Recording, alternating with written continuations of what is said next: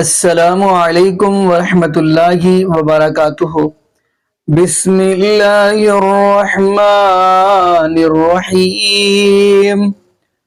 جی ناظرین، آج ہم جس حوالہ سے گفتگو کرنے جا رہے ہیں وہ یہ ہے کہ جیسا کہ آپ کو اس بات کا علم ہوگا کہ مفتی منیب الرحمان حفظہ اللہ تعالی جو کہ دیوبند کے مدرسے میں چلے گئے یا ان کے پیچھے نماز پڑھ لی، تو مکتبہ بریلویت نے، ان کے علماء نے ان کے اوپر فتویٰ لگا دیا، کہیں لگا دیا کہ ان کا نکاح ٹوٹ گیا، کہیں لگا دیا یہ دائرہ اسلام سے خارج ہو گئے ہیں۔ اب معاذ اللہ اب کیا کیا آپ کو بتائیں۔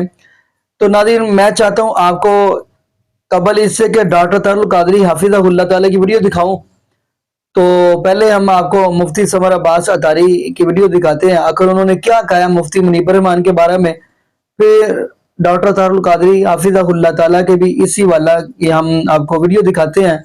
تو آگے ناظرین مل کے ویڈیو دیکھتے ہیں۔ ہمارے علاقے میں نا آج کل یہ بہت بات پھیل رہی ہے کہ بدعقیدہ کے پیچھے نماز جنازہ پڑھنا کیسا ہے، تو حضور اس کے بارے میں بتا دیں کہ بدعقیدہ کے پیچھے نماز جنازہ پڑھنا جائز ہے کہ نہیں۔ میرے دوست، بات یہ ہے کہ صرف نماز جنازہ نہیں، جو بدعقیدہ ہوتا ہے نا اس کا مطلب یہ ہے کہ اس کا ابھی اپنا ایمان ہی مکمل نہیں، تو جس کا اپنا ایمان مکمل نہیں ہے وہ امام بننے کے قابل نہیں ہے۔ بے شک اس واسطے صرف نماز جنازہ نہیں بلکہ وہ نماز تراویح کی ہو یا پھر 5 نمازیں ہوں یا جمعہ ہو یا عید ہو، تو کچھ بھی نہیں ہوگا، چونکہ امامت کے لیے ایمان کا ہونا شرط ہے۔ بے شک تو یہ جو بدعقیدگیاں ہوتی ہیں جس میں نبی پاک کی گستاخیاں ہیں، اہل بیت کی ہیں، صحابہ، اس کے ساتھ تو بندے کا نور بچ چکا ہوتا ہے، بے شک تو پھر ان کے پیچھے کیسے ہو جائے گا؟ اصل میں ہوتا یہ ہمارے یہاں معاشرے میں اگر کوئی تھوڑا سا مشہور ہو جائے نا تو اس کو کہتے ہیں آ کے جنازہ پڑھاؤ، اگرچہ وہ بد مذہبی ہوتا ہے۔ تو آپ مشہور کو نہ دیکھیں، آپ مقبول کو دیکھیں۔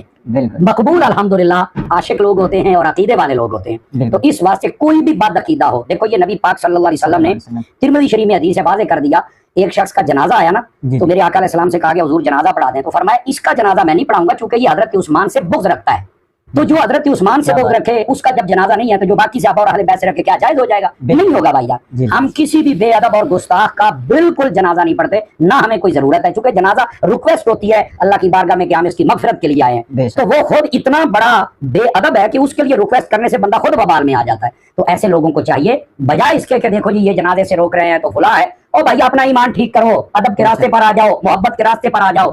اصل ایمان بات یہ ہے، اللہ کریم بس عمل کی توفیق عطا فرمائے۔ آپ نے سوال بڑا بنیادی کیا ہے اور میں چاہوں گا کہ آپ کے اس کیمرے کی وساطت سے سارے لوگ ذرا غور سے سنیں کہ اصل مسئلہ کیا ہوتا ہے۔ جب میرے نبی نے جنازہ نہیں پڑھا تو یہ سنت پر ہمیں بھی عمل کرنا چاہیے نا، ہمیں بھی نہیں پڑھنا چاہیے، ہمیں بھی نہیں، گستاخ اور بے ادب اور بد مذہب کا جنازہ ہم نہیں پڑھ سکتے، اور اللہ اسے ہدایت دے دے تو مدینہ مدینہ۔ اور اب یہ آپ کے سامنے ایک جو ہے وہ تصویر ظاہر ہو رہی ہے جس میں حنیف جلندری جو ہے یہ دیوبندی ہے، اس کے پیچھے جو ہے مفتی منیب الرحمان صاحب کھڑے ہیں اور نماز پڑھ رہے ہیں، اور ایک بندہ چھوڑ کر ان کے ساتھ جو ہے وہ شیعہ بھی کھڑا ہے، اور یہ حضرت دیوبندی مکتبہ فکر کے ایک شخص کے پیچھے نماز پڑھ رہے ہیں۔ اب میں منیب الرحمان صاحب سے کہوں گا کیا حنیف جلندری کا دیوبندی ہونا آپ کے علم میں تھا یا نہیں تھا؟ اور اگر حنیف جلندری کا دیوبندی ہونا تو آپ کے علم میں تھا تو کیا آپ کے علم میں یہ بات تھی کہ دیوبندیوں کے اکابرین نے کفریہ عبارات لکھی ہیں اور سری کفریہ عبارات لکھی ہیں، اور آپ کو جب یہ پتا تھا کہ ان کے اکابر نے یہ کفریہ عبارات کہی ہوئی ہیں اس کے باوجود آپ ان کے پیچھے نماز پڑھ رہے تھے، اور اس نماز سے ابھی تک کوئی توبہ رجوع نہیں آیا، اور یہاں پر سیدی وسند اعلیٰ حضرت کے فتوے کے مطابق دیکھا جائے تو فقط آپ پر خالی توبہ اور رجوع لازم نہیں ہے بلکہ تجدید ایمان بھی لازم ہے کہ سیدی اعلیٰ حضرت کا فتویٰ بالکل واضح۔ ابھی بہت کچھ بیان کرنا ہے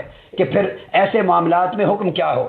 میں چاہتا ہوں کہ ایک مسئلہ چونکہ شروع ہوا اور اس طرح بیان کر دوں کہ پھر صدیوں تک یہ سارا دھندا کلیئر ہو جائے، اور یہ لاٹھی لے کے اندھوں کی طرح ہانک کر ہر ایک کو کافر بنانے والے جنہوں نے ٹھیکہ لے لیا ہے، جس کو چاہے سنی بنا دیں، جس کو چاہے سنیت سے خارج کر دیں،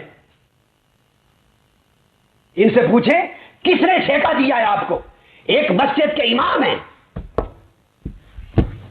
تنخواہ لینے والے امام، اور آپ پر 100 اثرات متاثر کر سکتے ہیں۔ ہم نے ساری زندگی دیکھا ہے، ساری زندگی دیکھا ہے، پیسہ آپ پر اثر انداز ہوتا ہے، زور آپ پر اثر انداز ہوتا ہے، سرکاری منصب آپ پہ اثر انداز ہوتے ہیں، چل چلاؤ عوام کا شور شرابہ آپ پہ اثر انداز ہوتا ہے، بہت کچھ معلوم ہے، میں کہنا نہیں چاہتا، مگر سوال یہ ہے کہ جس کو چاہیں سنیت سے نکال دے، جس کو چاہیں اسلام سے نکال دے، جس کو چاہیں مشرک اور بدعتی بنا دیں، اور اب آپ جس کو چاہیں گستاخ رسول بنا دیں، جسے چاہیں مرتد بنا دیں، واجب القتل کر دیں، اور جو آپ سے اختلاف کی ایک بات کر ڈالے اسے بھی گستاخان رسول کا ساتھی بنا دیں اور عاشقان رسول کی صف میں ملا دیں۔ آپ کو کس نے صنعت دی ہے کہ آپ عاشقان رسول ہیں؟ मरने के बाद और मौत पर जब जनाजे उठेंगे, दूध का दूध और पानी का पानी होगा, कौन आशिक रसूल है और कौन नहीं है। ये जब जनाजों के दिन आएंगे, रब्बे जुल जलाल की इज्जत की कसम, दूध का दूध और पानी का पानी होगा। शेख से हद तक दुनिया देखेगी कि आशिक रसूल का जनाजा जा रहा है या दीन के किसी जाहिल का और दीन को बदनाम करने वाले का जा रहा है। खुदा रसूल के करम के नजारे उस वक्त नजर आएंगे। आखिरत तो किसी ने क्या देखनी है, कब्र की क्या बात करूं मैं। मगर इसलिए मैं चाहता हूं यह मसला हमेशा के लिए खत्म हो जाए। हर एक को आपने हवा बना के डरा रखा है, एक मजहब के नाम पे दहशतगर्दी की फिजा कायम कर रखी है। ये आइमा, ये खुतबा, ये उलमा, ये मुदर्रिसीन, ये तुलबा, मदारिस में दीन पढ़ाने वाले घबरा जाते हैं जब चारों तरफ घेराव हो जाता है कि आशिकान रसूल का सैलाब आ रहा है, गुस्ताखान रसूल के खिलाफ उम्मत को बांट कर खड़ा कर देते हैं। ये गुस्ताख हैं, ये आशिक हैं। ये ठेका किसने दिया है आपको? किसने आपको ये अथॉरिटी और चाबी दी है?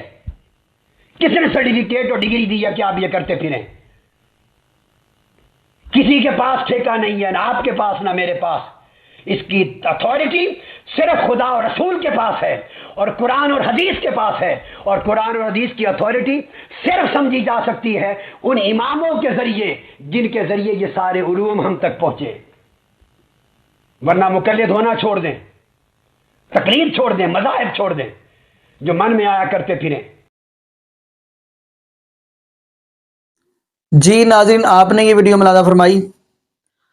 नाज़रीन, आया कि इनके नज़दीक मुआज़ल्लाह अस्तगफिरुल्लाह देवबंद वाले मुसलमान नहीं है।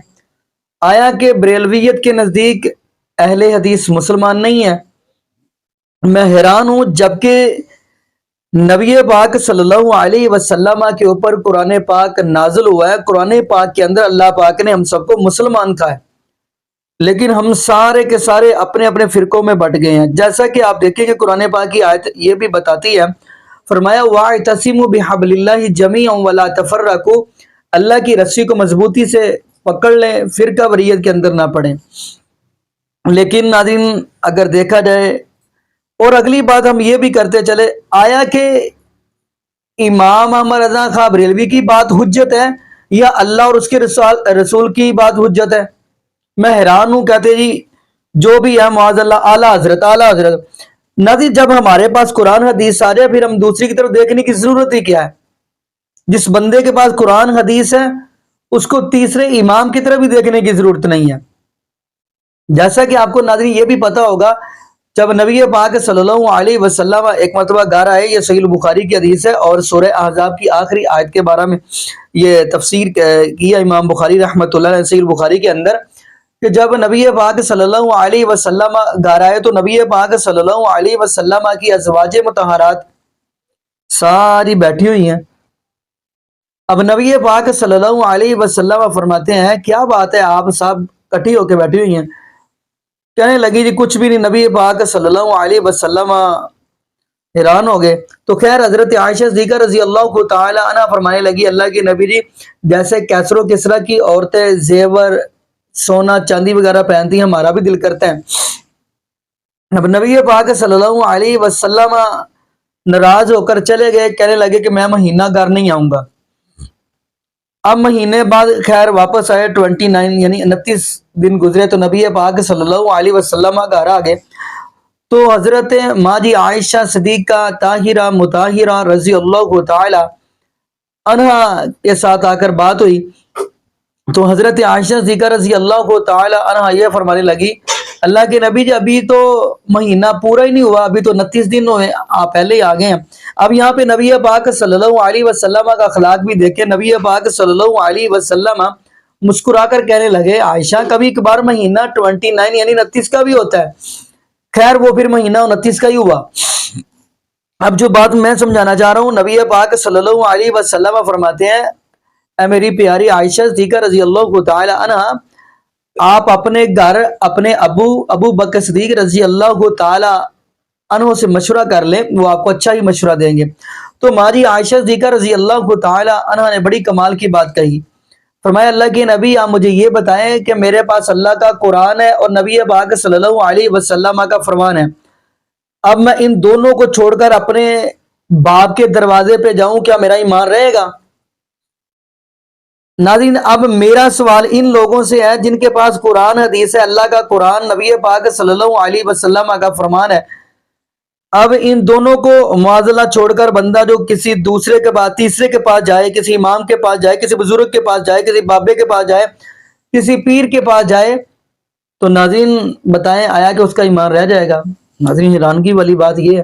باقی ناظرین یہاں پہ ہم دعا ہی کرتے ہیں اللہ پاک ایسے لوگوں کو سمجھ عطا فرمائے، اور یہ بھی دعا کرتے ہیں اللہ پاک ہمیں 5 وقت کا پکا اور سچا نمازی بنا دے، اور جتنے بھی بے اولاد جوڑے ہیں اللہ پاک سب کو نیک نورینہ صحت تندرستی والی ایمان والی لمبی زندگی والی اولاد عطا فرما دے۔ جزاکم اللہ خیرہ، احسن الجزاء، السلام علیکم ورحمۃ اللہ وبرکاتہ۔